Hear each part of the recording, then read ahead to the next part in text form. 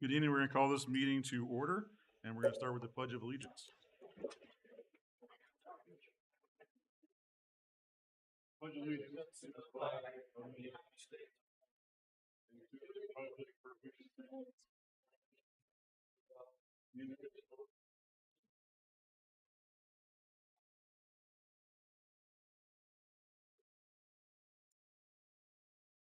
We have a roll call, please. Christie, Yes. Deacon, Here. Gaba is excused, Gardner, Here. Pomelo, Here. Thomas, and Watson. Here. Then we're going to have a motion for the minutes of last meeting, which is February 11th, and the approval of the March 1st special joint town council meeting for the budget. I'll make that motion. I second that. All in favor? That's unanimous. Any petitions or communications this evening? No petitions or communications. Okay. A report of the town manager. Good evening, everyone. Staff have been meeting. I have really nothing to report because we've been working on budgets. I did have opportunity to chat with the Girl Scout group, and tonight I'm going to give them a few minutes of my time. They missed the agenda, and they would like to sell some cookies. So if I could have a couple of the girls come up, whoever wants to address us.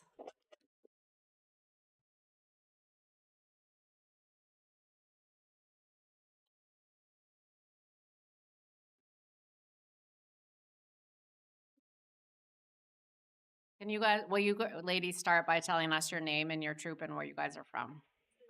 Hold the mic down. Hold the mic. Good job. Good evening, Town Council. Our names are Addie, Brianna, Emma, Emerson, Lori, Jo, and Mariana. We are Girl Scouts in Troop 322 here in Standish with our troop leaders Caitlin Williams, Allie Lucas, and Kendra Adams. We have been a Standish troop for the past 7 years. We love our community and the opportunity to be here tonight. Our cookie season is full of swing, and we are getting ready to head into cookie booth season. During booth season, you may see us at various locations in town selling cookies. This year, we really wanted to try selling at the transfer station. We have never sold there before, and we think it would be a great way to get to see more community members and try to raise more funds for our troop. This year, our troop really wants to go to Great Wolf Lodge and go into a camping. As a troop, in order to do that, we have to sell lots of cookies, but we are all up for the challenge. Thank you for any considerations. We hope to sell you cookies, Troop 322. Thank you. Perfect. Miss Mary, will you clarify in order to go to the transfer station, order verbal? Yeah, they need to touch base with me or John tomorrow, and I understand they have a list of days that they'll pick, probably official day and then a rain date. Perfect. So we just need to make sure that the day they're interested in are available. Perfect. Thank you. So, ladies, great job. Thank you for coming in. Great job public speaking. And yes, you have a yes. So you'll follow up with Miss Mary and Mr. John, and hope you sell lots of cookies. Thank you. Thanks for coming in. Thank you, guys.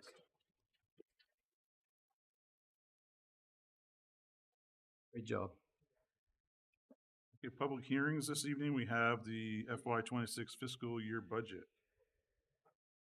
So open this up for public hearing.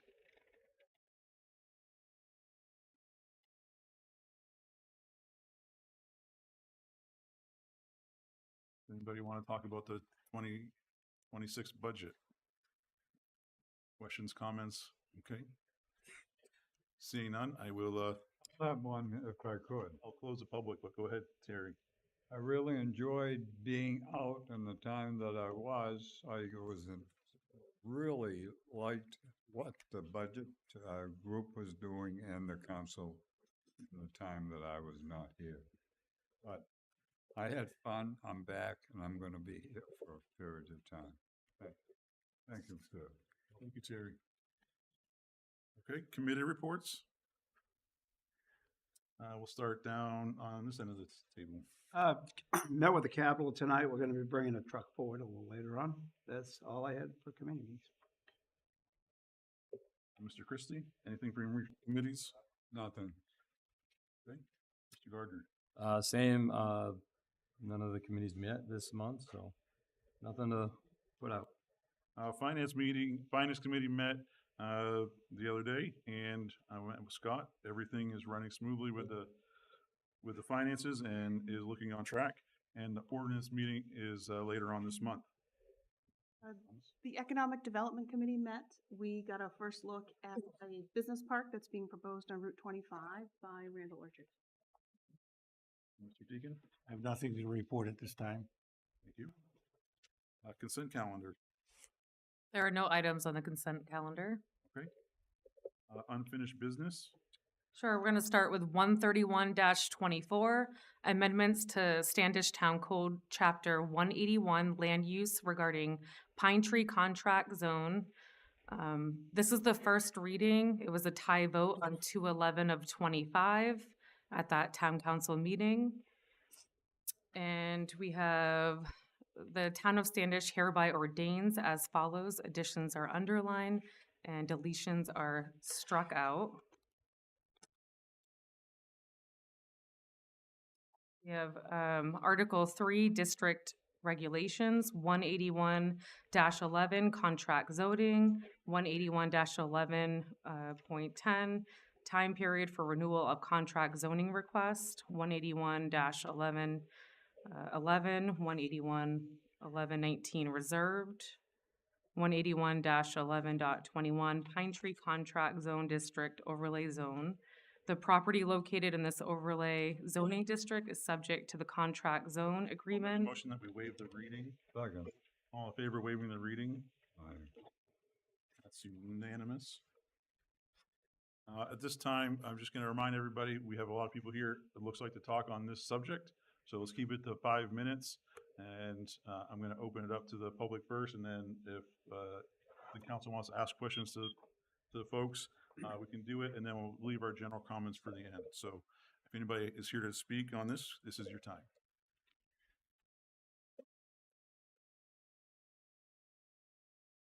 Good evening. Thank you for hearing us once again. My name's Kristen Collins. I'm local counsel for HP Properties, which owns Pine Tree Estates and is making this request. To start off with, I noticed that we are one counselor short. If we get to a point where the council is, at the precipice of taking a vote, I know that Councilor Gaba has a lot of background in housing. She's been very involved in this from the start, as have a lot of you. It might make sense as we table to tonight to table to a future meeting to get a full complement of the board on this issue, which I know there are a lot of perspectives. But to sort of summarize where we are, we know there were some comments made about some water issues. Bill Anderson is here to talk about that after me.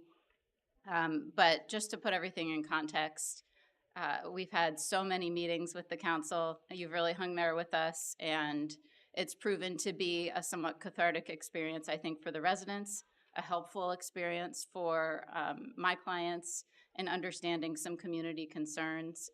But I think it's important to understand, too, that we're really here making a pretty simple proposal, which is to allow this development to use clustering, just like other residential developments can, by reducing just one dimensional requirement, which is that frontage requirement, down to the 60 feet. And in exchange for that, RHP is making promises to do a lot of things in its development that it does not otherwise have to do, which includes providing a bunch of recreational amenities, improving the existing water system. Again, if we were just looking at an expansion, the jurisdiction of the planning board and of the town would really be only on that expansion. We're looking to make improvements to the existing development as well. Sidewalks that aren't otherwise required. To do all of this allows for a lot of good housing that the town needs, that your townspeople need. in a particular housing type that is particularly hard to come by.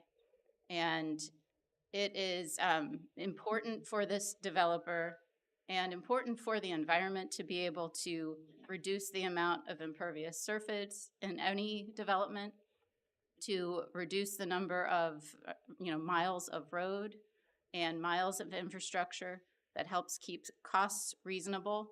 Reasonable costs to the developer translate to reasonable costs for the occupants of this great development they hope to build. So that's the context with which we present you at this point, summing this all up, and I'll turn it over to Bill to try to answer some of the questions that came up about water. Thanks, Kristen. Briefly, again, my name is Bill Anderson. I'm with Atwell. We're development consultants to RHP Property. Zach, if you could go to the next slide. I just want to touch on a couple of comments that came up last month. One was just an overall water system compliance question, and I just want to dive into that briefly. The Pine Tree Estates water system is regulated by the state of Maine, Department of Health and Water Human Services, DHHS. And that entity handles facility approvals, operation, maintenance, and disinfection, also record maintenance, reporting requirements, and the enforcement of the system. Our water system is in full compliance with the Maine drinking water program currently. That's where that's at. As far as water testing procedures that we do out at the facility, we have samples taken by our certified operator, water quality and compliance. The samples are sent to a testing laboratory, a certified testing lab, and those test results are forwarded on to the state of Maine, Division of Environmental and Community Health. The testing parameters that are set up for our water system as determined by the state, we have biweekly and quarterly alkalinity testing, pH levels. We have monthly coliform and E. coli testing monthly. We have quarterly lead and copper testing requirements, and we have a yearly nitrate testing. So all that testing is done on our system by our operators through a certified lab onto the state. So that is the entity, and again, we hire certified operators with the state to facilitate both the operation, maintenance, and those testing procedures. So I knew that was a question that came up from one of the council members last month. I wanted to provide a little bit of that context. The next slide is a little bit on, there was a water leak question that came up last month as well that I wasn't aware of, nor was our president, Joel Brown, here. I want to give you a little context on that. We got notified from one of our residents had a complaint on water pressure on the 16th of December.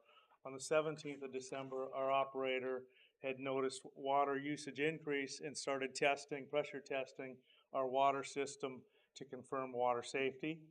All the water testing that was done confirmed our pressures remained above 20 psi, which is your minimum system pressure to maintain a safe water system, and it has maintained north of that 20 psi. So we never got into a boil water situation or notification, and it didn't bubble up to us. We started leak detection on the 18th, our operator, and there's actually an EPA leak detection funded service through the Rural Maine Water Association that supports communities here. Started looking for leak detection on the 18th. Again, we've continued to monitor the pressures on the system through December through today, and ensured our system pressures are adequate to keep our water system safe, and they have been. Unfortunately, we thought we had the leak last week. We didn't, so we're still currently searching for the leak. It's a minor leak. Obviously, our system is still functioning properly and everything. It's a minor leak, but we have our operator, a plumber, a contractor, and we have the EPA leak detection folks out there helping us search. It's not an exact science. A leak can happen here and show up, 100 yards away. So we're continuing to undo it. We actually sent a courtesy letter out to our residents last week just to notify them. We were hoping to notify them that it was solved, but the search continues, and so we'll be out there. Again, the water system is safe. use, and it's functional, and that's what I wanted to report on. So that's an update for the council on that.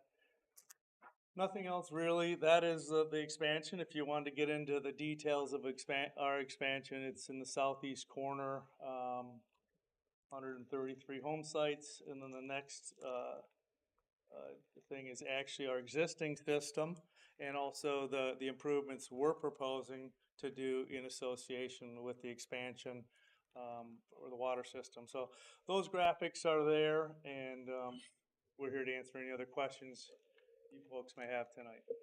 Thank you.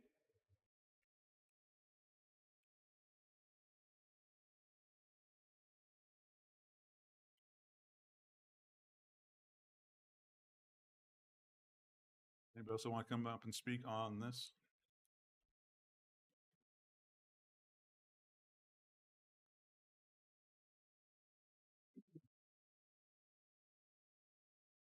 Rob Williams. I live in Pine Tree Estates.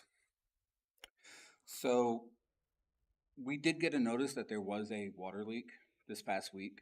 We've known about it. Residents have been talking about it for months now. We were told that it needs to maintain at least 20 psi in the system to be considered safe. We're not told where that 20 psi is getting measured from. Is that at the head end or at some outlet further down the chain? And off which sprocket of it? Because that line splits 3 different ways multiple times. So where that leak is it 20 psi at the leak? Before the leak, after the leak? We don't know. We're not told anything. Just this week, they had maintenance going into people's homes underneath the skirting to do water pressure tests. Illegal in this state without 24-hour notice and permission, but what do they care? And then with all these tests they're doing for the water, we're not told where it's taking place. Is that at the head, where it's being pulled out of the ground, in the storage tanks, in the well house? Or is that somewhere, multiple locations throughout the park? You can have a clean head every time, but if somebody pees in that stream midstream, what do you have at the end? Your tests only say you've got a clean head, not whether or not it's clean still at the other end. We're not really being told a whole lot. They like to claim that they've got a text system set up to notify residents. Not everybody gets that notification. 2 went out today. I didn't get one, my wife didn't get one. A lot of other people didn't get it either. They don't communicate the way they tell you they do. Bells and whistles, shiny things. We'll do this, this, this. Why? Our water has an issue. You've known for years. But instead of correcting it, addressing it, or having any plan in front of anybody that lives there, or even this town council, we'll get around to it, maybe. Pass this and we'll do it, maybe. It'll cost a lot of money. We're not going to tell you if we pass it directly to the residents or not. We might do it. It's this. We might do these things too.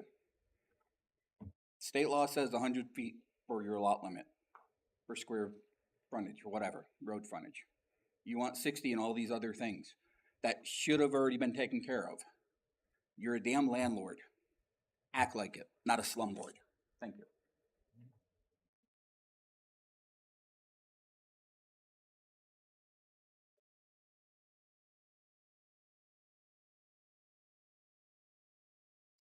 Name's Anthony Folsom, Standish resident. I have the same concerns about issues they're having in the park, that things ain't being resolved. Water, and also, like I said the other night when I was here, the DEP study of where there's trailers buried in the park.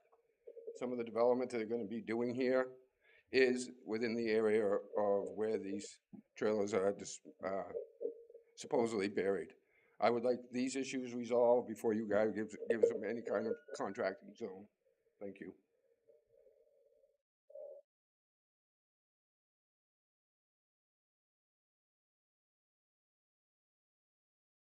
Anybody else want to come up and speak?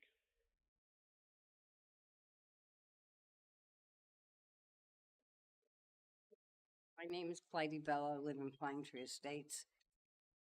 they sent us all that paperwork about them picking up our trash, and they don't know where the money's gonna be. Well, I'd rather keep my own ticket, pay city, they're $25. I can go anytime I want, Friday, Saturday, Sunday, or Monday. If their truck breaks down, we're without no trash pickup. So no, I think they shouldn't be allowed to do it for the safety of our people. We live all by woods. They have one truck. That truck breaks down, who's gonna pick up your trash? Now we can't go to the dump because we didn't get a dump sticker, thinking they're gonna do it. So please, for the safety of us, don't let them do it.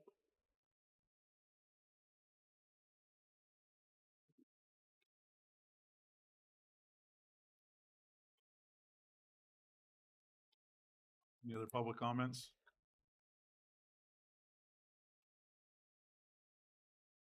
You already had your 5 minutes, and I'll ask that Did he use all of it? he uses time. If there's anybody else, then you can come up. If not, we'll close the public comment section.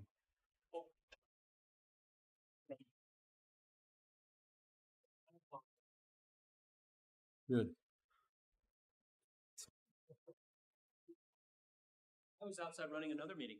Hi, I'm Todd Delaney from Spear Road, and I know you guys skipped past the budget, but I just wanted to interject one thing. This Thursday night, the Budget Advisory Committee for SAD 6 will be voting on the school budget. For those of you who know, in the case I've been on the School Budget Advisory Committee for years. I'm also the vice chair right now. We're very lucky with the fact that we have great representation from Standish. We have several members, Izzy Higgins, Taylor, Pat, and Nancy Lou, and myself. The current budget the assessment is about $13.2 million. The current budget we're voting on now is going to be roughly about $14 million to the town of Standish. That's an increase of over $700,000. We will be talking about this on Thursday night. There are several interesting things that have come up, but if you wish to attend, the information's all public. I always send it to the town manager, to the town clerk and everything else, but it's all online as well. If you have any concerns about the upcoming school budget, which this process is, once we hand it off to the school district, then in May and June, there'll be other meetings, but it's pretty much done. Thank you. Not a problem. If you have any questions. Todd, I do share it with the council, and we were just you can chat more after we're having public comments for our, for a specific agenda item. I know, and as I said, I was outside doing something else. All good. I apologize, No, but no, you no. guys went past it fast.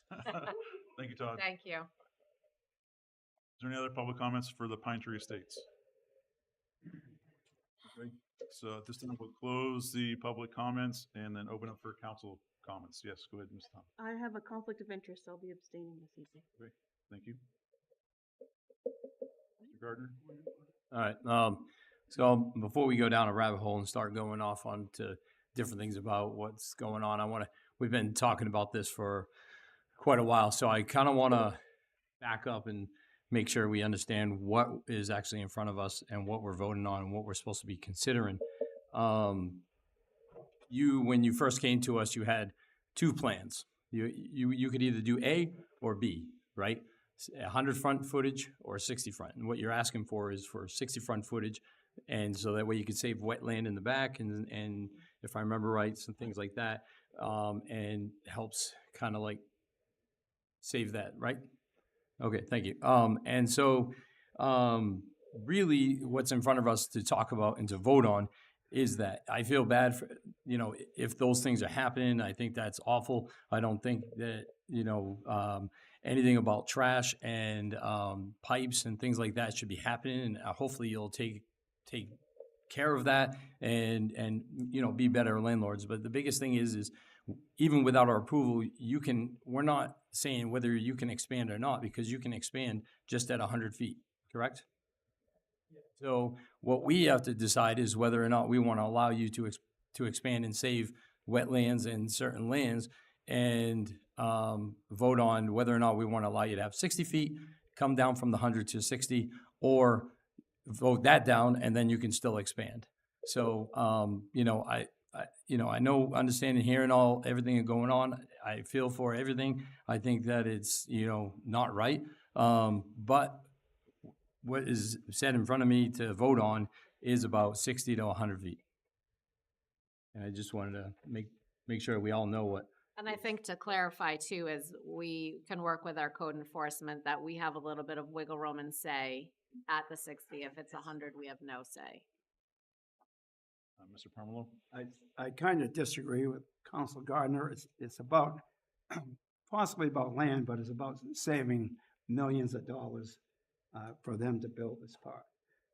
By narrower frontages, they can add more units in a smaller area. So I kind of disagree. That's all about saving wetlands. I don't believe that. That might factor into it, but it's really a big money deal for them to be able to get the 60-foot lots versus the 100-foot lots.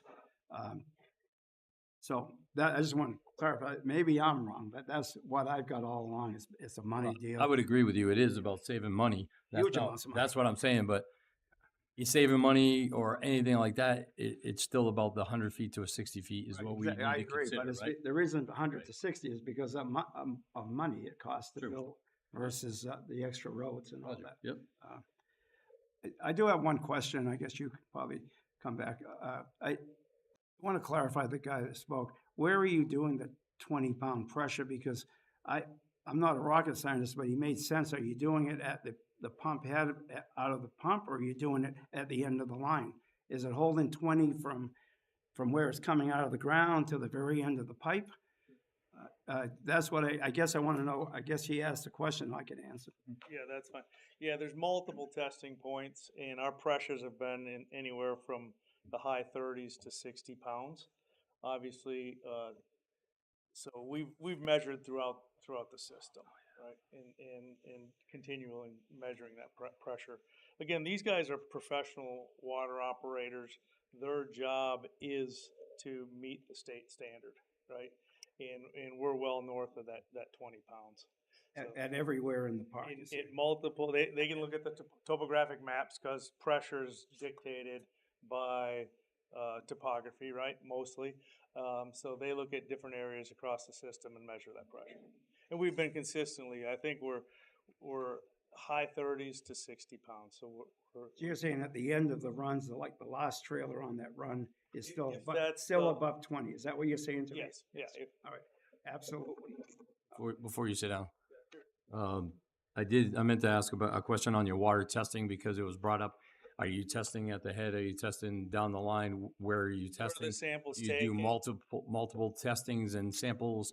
How is that? I don't know the exact sample points where those vary throughout the system. We can get that if you'd like.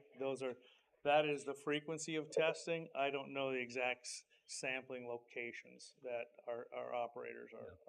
Well, just because it was brought up, so I think it's important to just kind of like maybe clarify it and see where it's at, but not that it really goes Again, for the 100 or it's 60. done by a certified water system operator, Right. and it's through the per state code. So I mean, it's as safe and appropriate as required by law. So. Yes, Mr. Deacon. I do have a question. I'm not sure if it was mentioned there. We know historically, like in schools, that older solder joints are suspect for causing contamination of lead and such. Do you test for lead? Yeah, lead and copper testing is done. I forget what the frequency it said out here. And then RHP Properties this year, we just conducted, EPA required a national lead and copper testing program, and we did over 100 communities just for RHP Properties. So it's at the forefront with the EPA, and it runs right down to our systems, yes. You test for PFAS? That is not done yet. I think there's a lot of conversation nationally about that PFAS because that baseline is pretty high. And testing, and you can test it, but then what is the cost to treat it? So I think nationally that's still a conversation about what that's going to look like, frankly. Thank That is the next big thing coming. At a prior meeting, I thought the town council raised the issue of performance metrics for water issues, and I thought the town council was going to research that. He expressed that he was unaware or didn't know the answer to whether or not we could address that. I don't see the town council here. Was that ever addressed? I don't think he did know it was not under something, like he said, it was a state, saying it wouldn't be a town monitoring. Could you go back, Zach, to that first slide?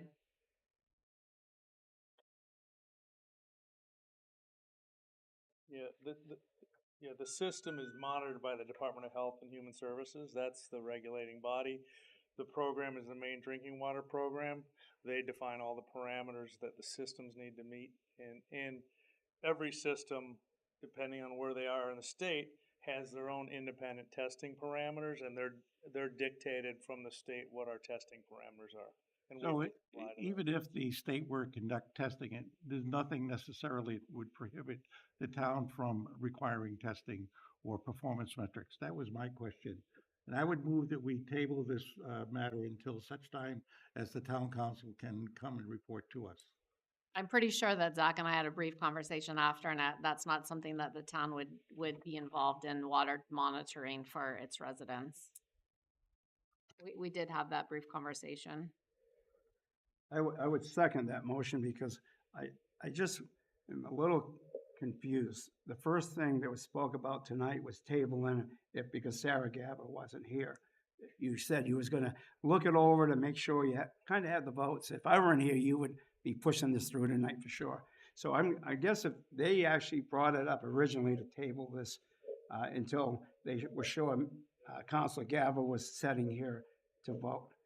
And I don't like that, but because it's just, they're stacking pennies, I have a feeling. I don't like the idea that because someone isn't here, that quite possibly is gonna support them, that they wanna at any time maybe pull their application. So I just don't pull it right now and table this for 30 days or 60 days and figure out what we're going on. Make sure we got all councils here, but this is back and forth, is ridiculous. And to have them bring this up, that they want to decide before we vote if we can table or not. I say we do exactly what they want, table it tonight. So I second your motion that we table. So just be clear, what's the motion for the tabling? Is it for water quality or is it for, because you kind of said two I'll different. take it as a friendly amendment to include the second component, that it be tabled to address water quality metric requirements as part of the contract zoning, as well as to ensure that all council members can be fully able to participate and attend the meeting for the final vote. And I would support that all councilors, since it's important to them that all councilors are here, I think it should be important to the councilors that all councilors get to vote on this. So I would add that to your amendment. So there's a motion and a second. Is there discussion from the council on the motion? Mr. Chairman, how long has it been since we've had this situation before us, even before years back? Before my time when it started, and that's 3 years now. That's So 3 at least years, 3 years, and I'm seeing things like rubbish that they have to take it to the dump. We have people who run it down there. Isn't the manager down there kindly buy a couple of dump trucks? Say this is dump truck day. She's shaking her head up at there. This has been here before us, and I like to see people run their ship. And it makes a bit. All of these people, I see you on the street, want to go the other way north. But it's time we make a decision. And I'm swaying very much to that. And every time I come in and this is a problem, I hope you're going to take care of it. If they've got a dump truck that's going to go do it down through, is there a manager that's doing the job? We have a staff that can always be there if you need them. I would just like to make a clarification. They haven't been here for 3 years. Mr. Watson before us on this contract zoning, they've been here probably 3 or 4 months. You said they've been here at least 3 years before the council. I'm not sure if they've been before the council except for this contract zoning. Maybe I'm not correct through on it. planning board and town council in different iterations for. But the contract zoning come about because the planning board wasn't going to approve. I think contract zoning specifically has been in just a few months, but the development in general has been quite a while. Right. I just wanted to clarify, it hadn't been before the council for years.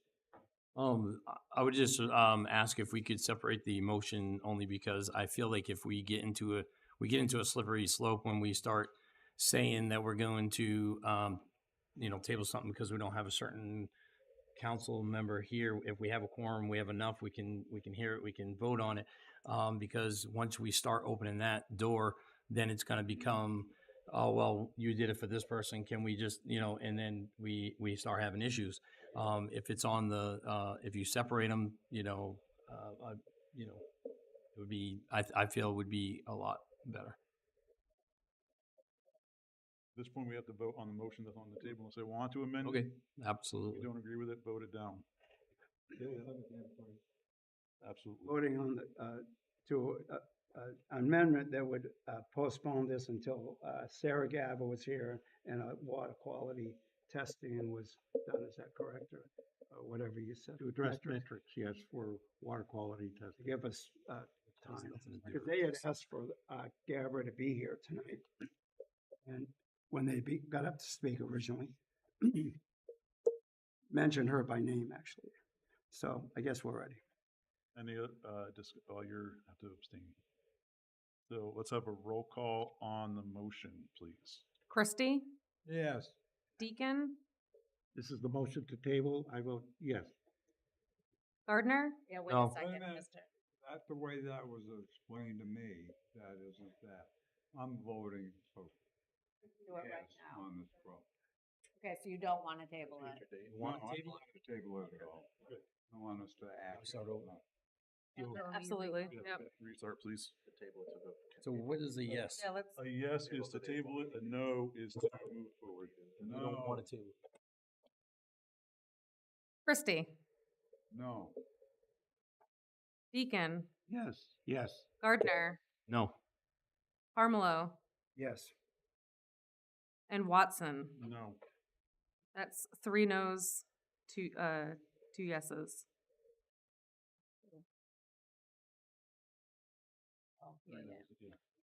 So the motion fails. The public's part is done, so unless you're asked a question, then there's no more comments from the public. Wanted to respond to something that came up. What's the response? Go ahead. The response was on trash. Just to be clear, because I think there might have been a misunderstanding from the audience that the contract zoning agreement would allow or would require Pine Tree Estates to provide trash pickup, but it would be an optional service for the people who lived there. They could choose to use it or not. So that is the improvement there that's being proposed. The other thing, though, is on the water, we happy to identify whatever metrics you're talking about, but we also want to be productive about, what that means. And if the requirement is we identify those metrics and then provide testing reports at some schedule, and that's part of the contract zoning agreement, we're absolutely happy to do that. Just, again, it would be nice if the council is interested in that. I mean, we can amend this thing right here, or we could come back with an amendment that gets at that. We could provide whatever the water operator tests and then require that be done on a certain schedule and that those reports be provided, and we're happy to agree to that. Any other further council discussion on the entire order? Motions.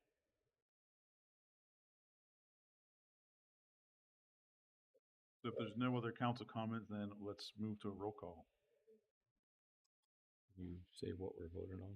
This would be for the contract zone, yes or no? Entire order. Do you understand that vote, and do you want That to have a contract zone, yes or no? A lot of things added in, I hope. Yes, we have a list. Well, I wanna keep we it simply 60. try to convince the council. You just can't hear. Talking to them. Really? Just explaining to him. So Christie, are you ready for the roll call? Yes, I am. Thank you. Christie, Yes. Deacon, Yes. Gardner, No. Parmelo, Yes. Watson. Yes. A it's point of order, wait a minute. Yeah, I think you got. We're confused here, Yeah, because, a yes is for the contract zone, a no would be. okay, I'm voting no. So let's We're restart. gonna, yeah. All right.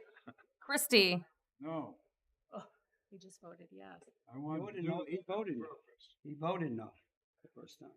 I was yes. A no vote would be against the contract zone. A Keep it yes at, vote. keep it at 100. A yes vote is for the contract zone. And a yes vote would kick it to the planning board. Take it to the planning board for further contract zone, review. for further review, correct. This is only first reading, is that correct? So yes is if you want it to pass, and no if you don't want it to. If you want a contract You zone, said it's yes. something about sending it back to the. If we vote planning board. yes, it gets sent to the planning board for review. How much are we gonna beat on? I'm sorry, maybe it's a sickness I'm going. There you go. All right, let's But vote. being a contractor myself, after a month or 5 months or a year, and how long has it been that these folks have been here? It befuddles me. I wanna see the project. However you make it. Okay, Yes. okay. It's a yes. Oh, so Let's redo a roll call. Christie, Yes. Deacon, Yes. Gardner, No. Parmelo, no. Watson. No. That's 2 yeses, 3 nos. So that order fails. It fails. So we'll go to the next one. All right, next up is 134-24, amendments to Standish Town Code, Chapter 187, licenses and permits, delete Section 187-10, bowling alleys, pool rooms, and shooting galleries, and Section 187-22, coin-operated amusement devices. Waive the reading? Second? Second. Thank you, and, sorry. All in favor of waiving the reading? That's unanimous. Thank you. And this is actually still with the ordinance committee, so. So it's still under ordinance, so we're just waiting to hear back from them. So on to new business. All right, 21-25, amendments to the Standish Town Code, Chapter 181, Land Use, Form-Based Code Village Districts, On-Street Parking. This is the introduction. The Town of Standish hereby ordains that Chapter 181 Land Use. Second. All in favor of waiving the reading? Unanimous, thank you. Again, we'll open this up for any public questions or comments on this ordinance change update. Okay, seeing none, as have a council comments or questions on this? Very good. And Zach, do you want to give us any further updates or information on this? This amendment applies only to the Standish Corner District, and only to certain street types in that corner district. I believe it limits parking on Town Avenue to one side, I believe is it, John? Yep. Right. So that's, if you have any questions. Good, thank you. It's in the corner. You have a question, John? Gardner? I'm trying to figure out where the parking is. So basically, the synopsis is Town Avenue, which basically goes to commercial buildings. It would still offer street parking in the town right away.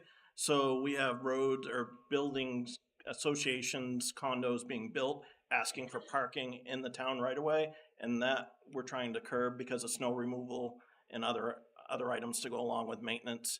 So the parking would have to be out of the town right away for that location.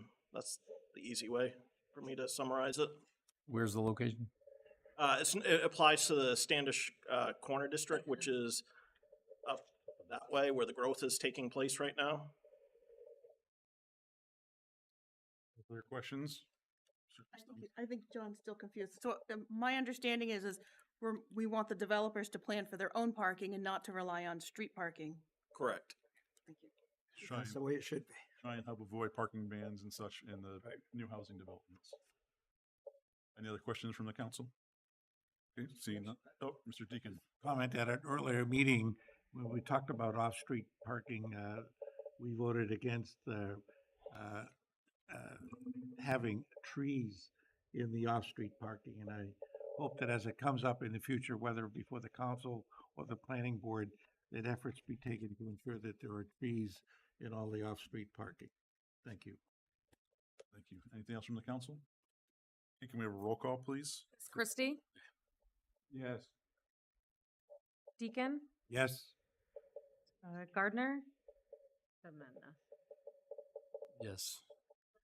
Armelo, Yes. Thomas, Yes. and Watson. Yes. All right, the 6 yeses. Stuff is unclear. I agree. All right, 22-25, amendments to Standish Town Code, Chapter 181, Land Use, Part 1 Zoning, Part 3 Subdivision, Part 6 Growth Management, and its housekeeping in several sections. Motion to waive reading? All in favor of waiving the reading? Unanimous, thank you. So again, this is just mostly housekeeping in several sections, but I'll turn it over to Zach if there's any information for us, or Mr. Cross. Yeah, basically, this is just housekeeping, cleaning up some definitions related to adult daycares and child daycares, just making some changes there so everything lines up, because we had some uses that weren't defined, and then some definitions that weren't in the zoning use list. So just things like that. And also just cleaning up some accessory dwelling unit stuff at this to be in conformance with the state law LD 2003, and also retaining walls. The CEOs had some issues with neighbors about retaining walls located near property lines, and so that would just we would just ask that residents doing retaining walls get a permit from the CEO. They wouldn't have to go through engineering or anything, but it would just be getting a permit like a fence. And that's basically the main summary. Any questions from the public? Any questions from the council? Okay, seeing none, let's have a roll call, please. Christie, Yes. Deacon, Yes. Gardner, Yes. Pomelo, Yes. Thomas, Yes. and Watson. Yes. 6 yeses. All right, moving along to 23-25, amendments to the Town Council Rules of Procedure. Order that the Town Council Rules of Procedure are amended as follows. The chair shall appoint, adding in standing committees, and their chair subject to approval of the majority of the council. Each committee to, and then we strike out, have no more than, adding, consist of 3 counselors as regular members and 2 counselors as alternatives, who shall attend in the event that any standing committee does not have a quorum of regular members to meet. As required by Rules of Procedure, Section 6.5, a proposed amendment to or repeal of any rules shall be submitted in writing and laid on the table at the meeting to which it is submitted. It shall become the first item of unfinished business at the next regular meeting and become effective upon passage. A complete copy of the Rules of Procedure is on file at the town clerk's office. Thank you. Is there any public comments on the? Yeah, this time I'm actually going to talk about this. Come on up. Hi, Todd Delaney from Spear Road. This is the only other thing I was going to talk about. When the school board was 14 members and had committee issues getting people to show up, we got rid of committees. If you're having a hard time getting 3 people on the town council to show up to a subcommittee, adding more ad hoc members is not the way to deal with it. The case is that if the planning board doesn't have a quorum of people, then things just don't move forward. The reality is either move your meetings to a night when it's more convenient for the people to attend, i.e. you saw me, I literally have a foundation board meeting on the same night as this, but we have to do what we have to do. My reality is that if you're trying to water down the town council, as the last person to ever chair the school district, but Mr. Deacon remembers, I was the last chair of the budget committee. We got rid of it because then we combined facilities and finance and put them into one committee. That lessened the burden on the school board, so we had less meetings going on. So the reality is that adding people in probably is not going to help the issue, because if that means that who's going to show up? And if someone doesn't show up, the extra people who have to show up to make sure there's a quorum, that's asking them to do extra stuff. So reality is that I think this is kind of an idea that's, if you've got issues, maybe you look at them, but this is not the way to solve this issue. It's the way to cause more issues and also water down the decisions, because, and I hate to say it, you know, you're going to have to show up not knowing whether you're voting or not, and that means you're going to more meetings, which, by the way, is, you know, probably something that will make it even worse. Any other public questions or comments? Seeing none, I'll open up to the council for questions or discussion on the order. Mr. Parmelo? I like it the way it is right now, because like I'm on 4 committees, most you're on 3 or 4 committees, and now to have to be an alternate on 2 or 3 more committees, I just think it would be spreading the councilors way too thin. And if we don't have a quorum, then we would have to just reschedule the meeting to another day or whatever. But I'm honestly not for this, even though I know it struggles at times to get 2 or 3 people at a committee meeting. I think we probably can do a better job as councilors trying to get to these meetings, or at least notify people way in advance that we can't be there. But I'm not for changing this. I think it's going to add a lot more headache for the councilors trying to jiggle another 2 or 3 committees possibly. Mr. Gardner, you had a hand up? Yeah, I would agree, and I agree with Todd. When you're already on 3, 4 committees, and then even if you're like say a sub, and you either have to go to the meeting and then like you're not a voting member, so you're there, or you're going to be called in and you don't get called in ahead of time, and then it's just going to cause for issues, and you have to try to change something. So you're already causing more headache for other council members. I don't see why everything has been working well the way it has been. Any other discussion? Mr. Deacon? Some time ago, I spoke to the town manager and raised the issue of what can be done to facilitate encouraging employers to release employees who have public duties such as being an elected official, so that they can have better opportunities to meet those elected requirements that they go to various meetings. I don't know to what extent the Maine Municipal Association has been able to address that, but I think it points to a larger issue in that there have been many elected offices as well as appointed offices in the town that go vacant because people don't have the time or opportunity to commit their personal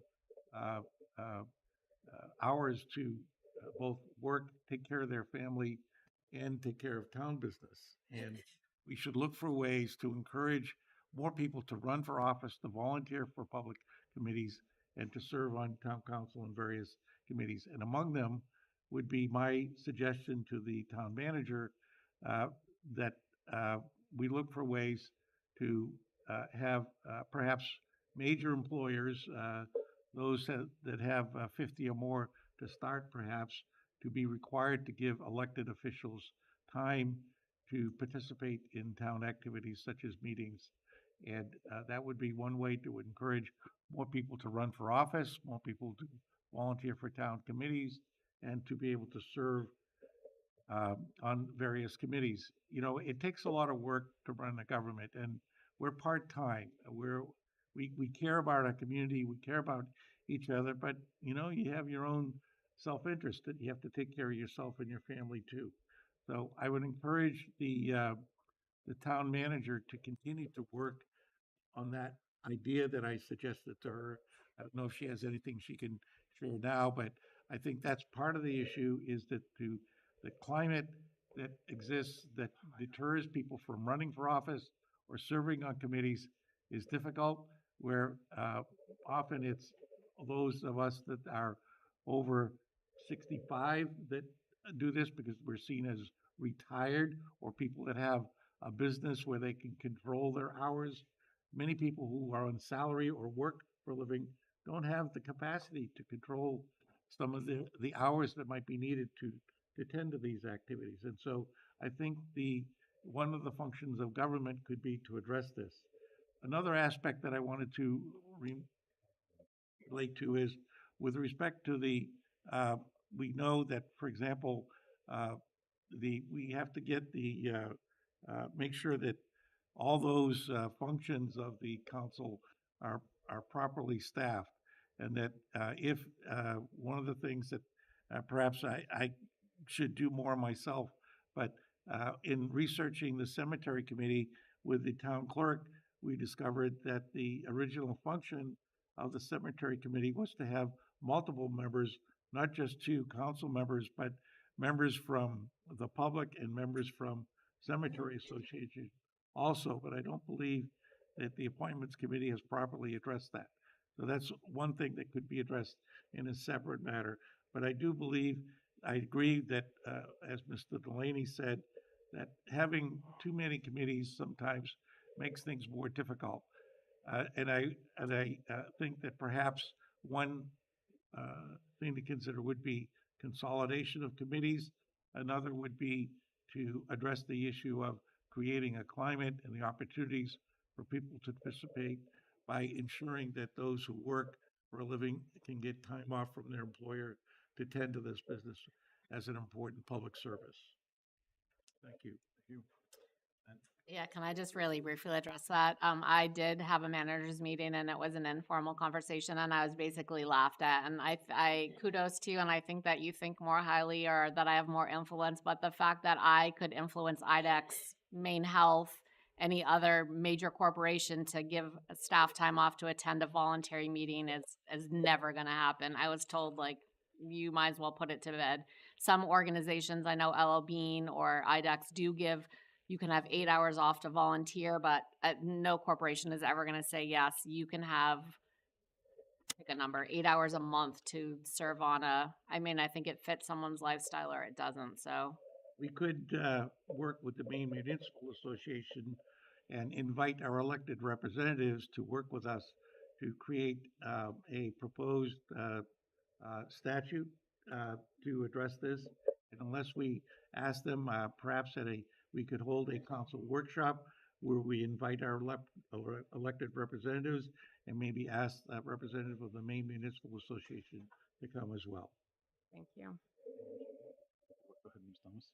As a small business owner myself, I'm tapped out. The 2 council meetings, the 3 committee meetings, making me be an alternative to some other committees would be tough, really tough on my schedule. Any other discussion? I'll just say one thing, is we all chose to be here in some sort of certain capacity, voted in by the residents of Standish. And I did ask our wonderful town clerk to make me a list of like how we're doing on attendance on Broad Brush, and life happens for everybody, and there's I know I miss a few meetings, everybody's kind of missed a couple meetings, but I think as a slight chastisement, I think we can probably all do better in some ways to get to these meetings and be part of the capacity that the town put us in, to represent them and their desires. And life happens, and emergencies happen, and vacations happen, and things like that. But if just we should all do our due diligence, the best to our ability to make it to the meetings. So is there any other discussion? Seeing none, let's have a roll call. Christie? Yes. Deacon? No. Gardner? No. Parmelo? No. Thomas? No. And Watson? No. All right, that's 1 yes and 5 no's. So that's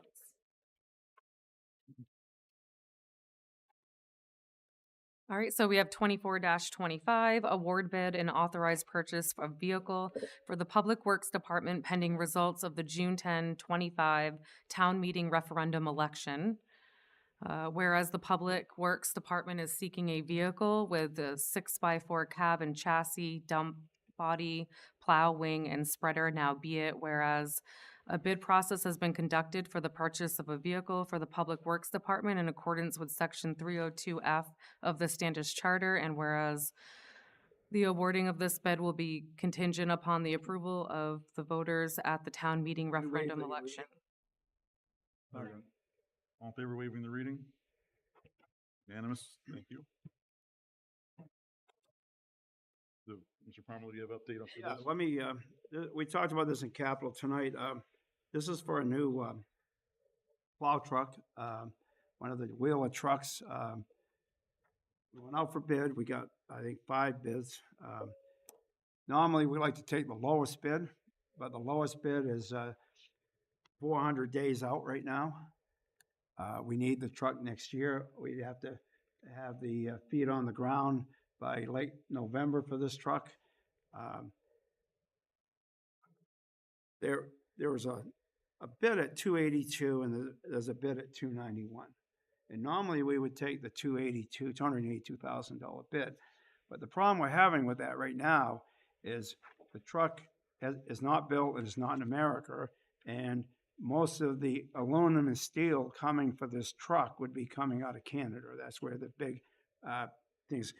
So even though we could buy this truck and it would be here by December possibly, if the tariffs come on the way they're anticipating they are, and aluminum steel went up 40–50%, I don't know if this council wants to gamble with $9,000 difference. When we get this truck we're talking about, even though it was the aluminum and steel come from Canada, it's already in Maine and the truck's built and the body's here. It's not put together and we can have it in 4 months completely together. So I normally, as a chair of the Capitol, would ask the council to or recommend that we take a high bid, but this is an exception. I think we're gambling with fire, and I truly believe we need to take the truck that's already here in America and built versus gambling on what's going to happen in the next 3 or 4 months or a year that could add whatever amount to this truck. So I'm asking that we amend the bid, amend the order to read H.R. Fairfield in the amount of $291,721. And we did put aside 300, what, John, for the truck? In capital is 325, but we're not. Capital was 325, and believe it or not, this truck, we bought one identical to this a year ago for more money. I think it was about $10,000 more. 12,000 more. So this is a really good buy, and the truck's here and built. So that's what I'm asking tonight, to amend this, and we're actually taking a higher bid than we normally would do. Thank you. Any questions from the public? Okay, seeing none, go ahead, Mr. Gardner. Hey, John, we said it's 291 and some change, but I believe I was in on the meeting and it didn't come, that doesn't include the warranty. It doesn't include an extended warranty, which How much is that? Approximately $10,000. We can't buy the warranty until the truck is in our name, but. So would we include that tonight, or would that come at another time? You want that in the council order, Scott, is that? Yes. So add $10,000. So I'll amend the bid to say, and all the other bids do not have a warranty in that. nothing has a warranty, correct? So I'll amend this to say 301,721. Does that sound right? Yeah. Thank you. That's a good catch. Any other comments from the council? I just add one thing before you vote, just so everybody understands, there's no penalty of the town if this does not pass June 10th, 2025. The dealers are aware of that. It's all subject to that vote of it passing. We were doing this ahead of time to try to get ahead and save money. Great. We like saving money. Okay, any other questions? I don't see any. So roll call on the order as amended. Okay. Christie. Yes. Deacon. Yes. Gardner, Yes. Pomelo, Yes. Thomas, Yes. and Watson. Yes. 6 yeses.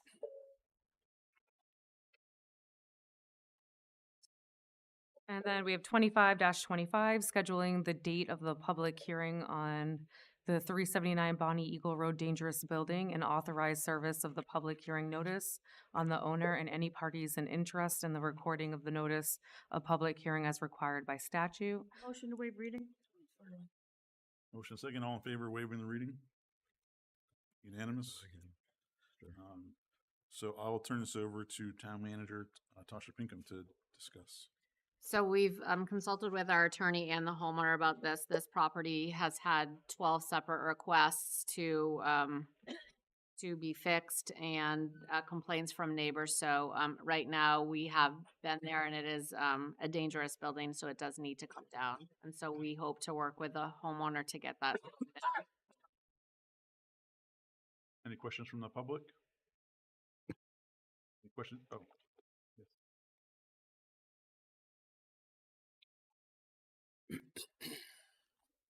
Chef from Standish. Now, if I'm not mistaken, that's the building at the top of the hill from Chicopee, right? Okay.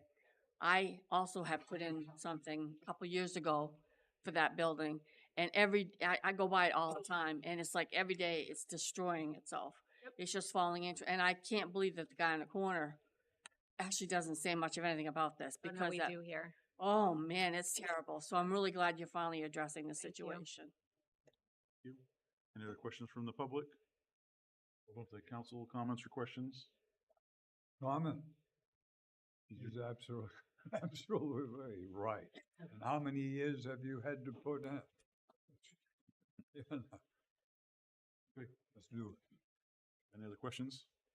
Okay, seeing none, let's have a roll call, please. Christie, Yes. Deacon, Yes. Gardner, Absolutely. Pomelo, Yes. Thomas, Yes. and Watson. Yes. 6 yeses.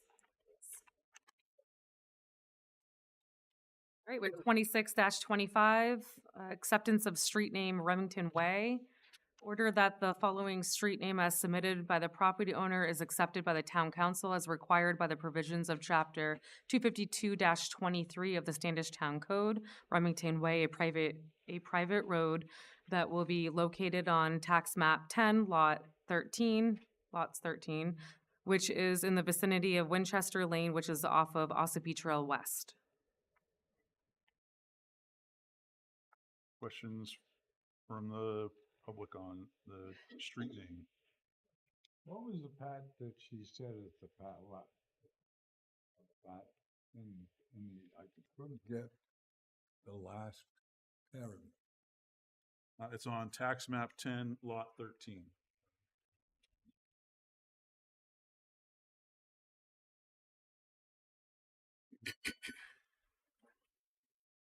Anything else from the council? Yes, Ms. Thomas. I represent the landowner, so I should probably abstain. All I can say is it's next to Winchester Way and it's Remington Way. I'm sure not going to go breaking any of them houses for sure. This is Remington. Yep. Any other questions or comments from the council? Thank you, Mr. Chair. You're welcome. Seeing none, let's have a roll call, please. Christie, Yes. Deacon, Yes. Gardner, Yes. Pomelo, Yes. and Watson. Yes. That's 5 yeses. And then we have 27-25, Town Council appointment to Budget Committee.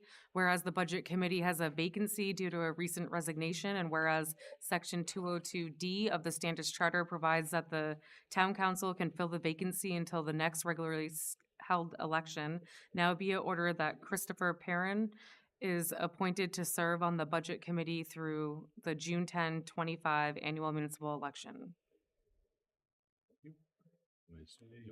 Any questions from the public? Okay, Mr. Gardner, you're on the appointments committee. Yeah, so Mr. Pomelo and I sat and met with Mr. Perrin, and he seems like a upstanding resident, and he wants to just do his part and help out, and so we approved him to move forward. Normally, I don't think we would act so quickly to get somebody into a budget committee. We just wait till June. But seeing that it is budget season, to have the most eyes on the budget and the most opinions, I think is important. Yes, Mr. Farnwell. And Mr. Perrin did run for this in June, but lost, I think, to the girl that won it. So he is something that he had wanted to do, and he had ran for this position. Any other questions? Roll call, please. Christie? Yes. Deacon? Yes. Gardner? Yes. Pomelo? Yes. Thomas? Yes. And Watson? Yes. All right, 6 yeses. 28-25, resolution establishing August 2nd, the Standish Summer Spectacular Day. Whereas the Standish, Motion to waive readings? I'll second that. All in favor of waiving the reading? Unanimous?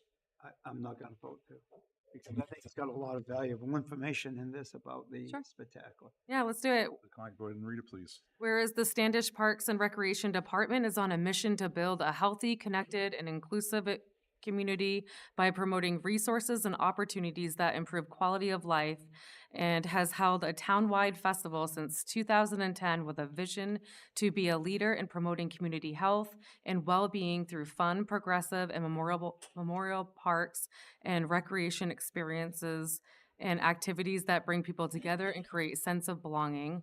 And whereas the Standish Summer Spectacular Committee has been established to coordinate this annual event in partnership with Parks and Recreation, with its primary mission being to celebrate and connect community, have fun, and create a sense of belonging. Whereas the committee has partnered with a variety of civic organizations and has received much support from many community businesses to provide this opportunity to the community, now be it resolved that the Standish Town Council establishes August 2nd as the Standish Summer Spectacular Day. Thank you. I think that was a good. This was probably the nicest put together letter promoting our town event that I've ever read. So whoever put this together, thank you. And I knew you'd write a resume for me soon. Any questions from the public for this resolution? Okay, any other questions from the, go ahead, Mr. Gardner. Are we asking for August 2nd this year, or are we saying August 2nd from here on out? No matter what day it falls on, that's when we're going to have it. This is a singular year, so just this. Okay, that's why. Just August, yep. Kind of. Good question. I just want to say I happened to pop into one of the committee meetings here for the Summer Spectacular the other day, and it was nice to see that there was actually 3 or 4 not staff, but town volunteers here working together to build this event. Last year we brought the parade back for the first time in a while, and it was great. So we're there just looking to build off that success to another year. I heard there were some pretty cool new things coming, so hope we all see you in August for that. Any other questions or comments for this? Yeah, let's have a roll call, please. Christie? Yes. Deacon? Yes. Gardner? Yes. Pomelo? Yes. Thomas? Yes. And Watson? Yes. 6 yeses. 29-25, approve utility location permit, CHA Consulting, Inc., in care of Central Maine Power Company, Chad Ward Motion to waive the Road. reading. Second.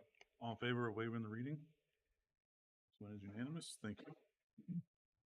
So this is typical power pole. Is there anything for Mr. Cross? In the town right away, it's in between the boat launch and School Street. Any questions from the public on the telephone pole? Okay. Any questions from the council? Seeing none, let's have a roll call, please. Christie?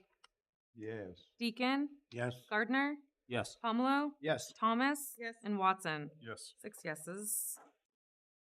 All right, we move on to 30-25. Approve utility location permit, CHA Consulting, Inc., in care of. We waive the reading. Second. All in favor of waiving the reading? Thank you. So again, another telephone pole. I'm guessing it's still all good with you? Yes, in between the intersection and School Street. Any questions? Hill. Any questions from anybody? Roll call, please. Yes. Christie?